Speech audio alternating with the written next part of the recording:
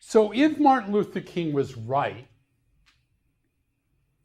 that we're asleep, that most of us are asleep, not the Peter Thiels and the Larry Pages of the world, but the general public, and not really understanding what's going on, what keeps us asleep? So I thought this was pretty interesting. Yuval Noah Harari was on The Edge last week.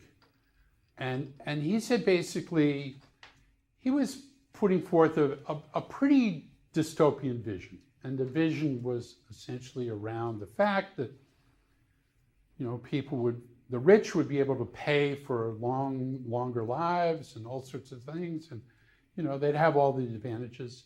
And so he was asked by Daniel Kahneman, the guy who's written a lot of books, said, well, what's going to keep people from completely going crazy and rebelling? The Pitchfork Brigade. And Harari said, well, under different titles, different headings, you see more and more people spending more and more time or solving their inner problems with drugs and computer games, both legal and illegal drugs.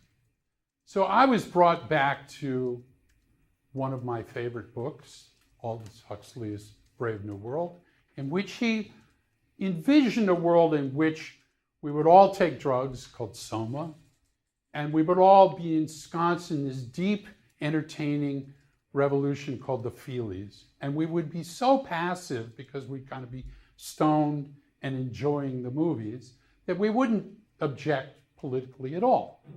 And so we have, video games. We have obviously tremendous rising rates of use of opioids and other drugs to keep us passive.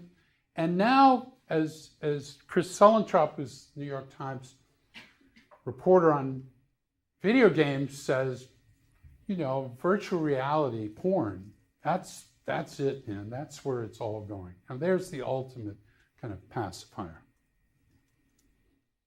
So David Brooks has used this phrase called the Colosseum culture. So this is one of the other things that we've created in this revolution. So Francois and I and a bunch of other people did a lot of work on the presidential election and collected all the tweets from the election. And the level of discourse was scary because we had this dashboard where you could look at the 10 most negative tweets on Barack Obama. And you'd have to take a shower after looking at that dashboard. And now we got this new thing, Yik Yak. I don't know if it's come to this campus yet, but it's like an anonymous shaming platform. And its anonymity is the key thing. Plato had this theory called the ring of Gyges, which was you could put this ring on and you would become invisible. And his thesis was if you became invisible, it would shield you from the consequences of your actions and you would be a much worse person. You would act really badly if you were invisible. And that's what Twitter gives you. That's what Yik Yak gives you. And I'm not sure it's good.